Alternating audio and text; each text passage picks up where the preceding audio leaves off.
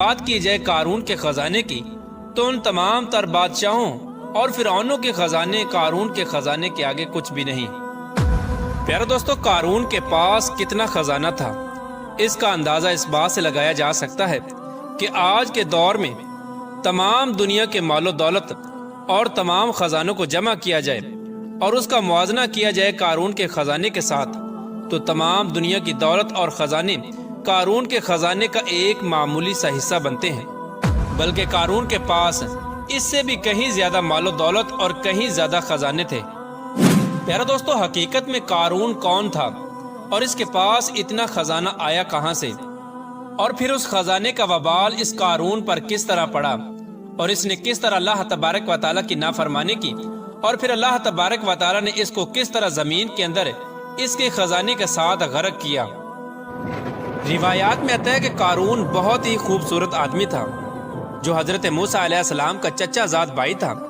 وہ بنی اسرائیل میں توریت کا بہت بڑا عالم تھا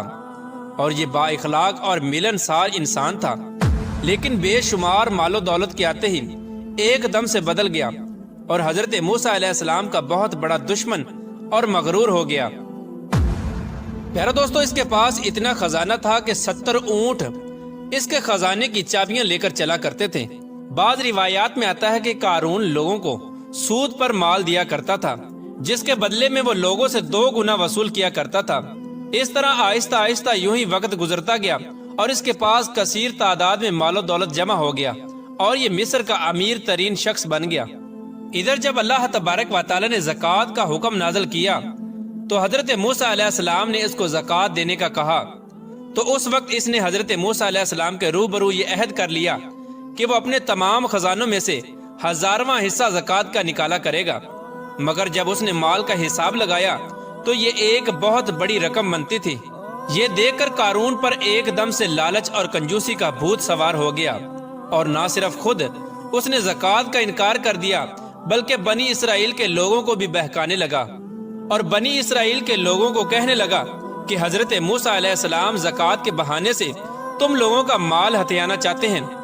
اور تمہارے مال و دولت پر قبضہ کرنا چاہتے ہیں۔ اس طرح اس بدبخت نے بنی اسرائیل کے لوگوں کو حضرت موسیٰ علیہ السلام کے خلاف بھڑکانا شروع کر دیا، یہاں تک کہ حضرت موسیٰ علیہ السلام سے لوگوں کو دور کرنے کے لیے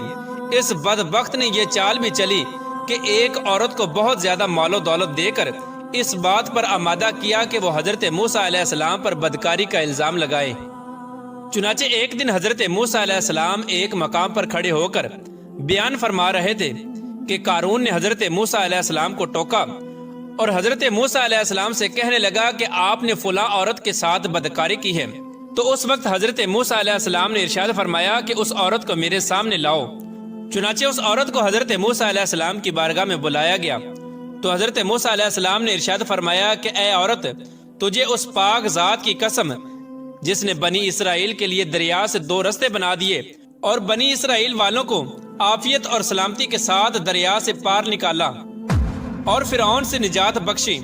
سچ سچ بتا کہ واقعہ کیا ہے۔ حضرت موسیٰ علیہ السلام کے جلال سے عورت کانپنے لگی اور اس نے بھرے مجمع میں صاف صاف کہہ دیا کہ اے اللہ تبارک و تعالیٰ کے نبی،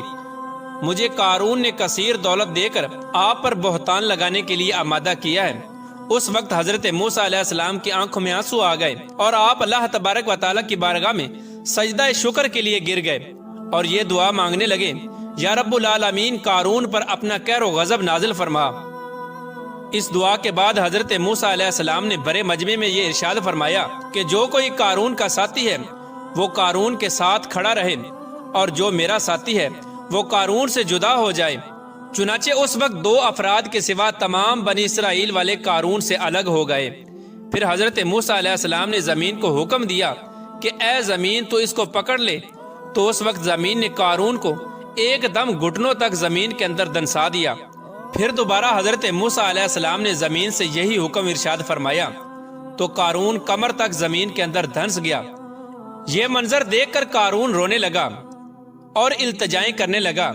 اور اپنی رشتہ داری کے واسطے دینے لگا، مگر حضرت موسیٰ علیہ السلام نے قارون کی طرف کوئی توجہ نہیں فرمائی،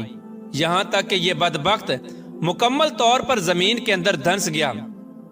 اس وقت وہ 2 آدمی جو قارون کے ساتھی تھے وہ لوگوں سے کہنے لگے کہ حضرت موسیٰ علیہ السلام نے قارون کو زمین کے اندر اس لیے دنسایا ہے تاکہ حضرت موسیٰ علیہ السلام قارون کے خزانوں پر قبضہ کر سکیں۔ تو اس وقت حضرت موسیٰ علیہ السلام نے اللہ تبارک و تعالیٰ کی بارگاہ میں یہ دعا کی کہ قارون کا مکان اور خزانہ بھی زمین کے اندر دنسا دیا جائے۔ تو اللہ تبارک و تعالیٰ کے حکم سے قارون کا مکان اور خزانہ بھی زمین کے اندر دنسا دیا گیا اور قارون کا سب کچھ زمین کے اندر غرق ہو گیا۔ جس طرح کہ اللہ تبارک و تعالیٰ قرآن پاک میں ارشاد فرماتا ہے، اور جو بخل کرتے ہیں اس چیز میں جو اللہ تبارک و تعالیٰ نے انہیں اپنے فضل سے دی،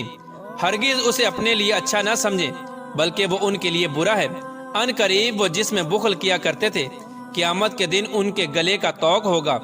اور اللہ ہی وارث ہے زمین اور آسمانوں کا، اور اللہ تبارک و تعالیٰ تمہارے کاموں سے خبردار ہے۔ پیارے دوستو، اس طرح قارون نے اللہ تبارک و تعالیٰ کے حکم کی نافرمانی کی اور زکوٰۃ دینے سے انکار کیا اور حضرت موسیٰ علیہ السلام کی شان میں گستاخی کی، تو اللہ تبارک و تعالیٰ نے اس کو زمین کے اندر غرق کر دیا اور دنیا کے لیے عبرت کا نشان بنا دیا۔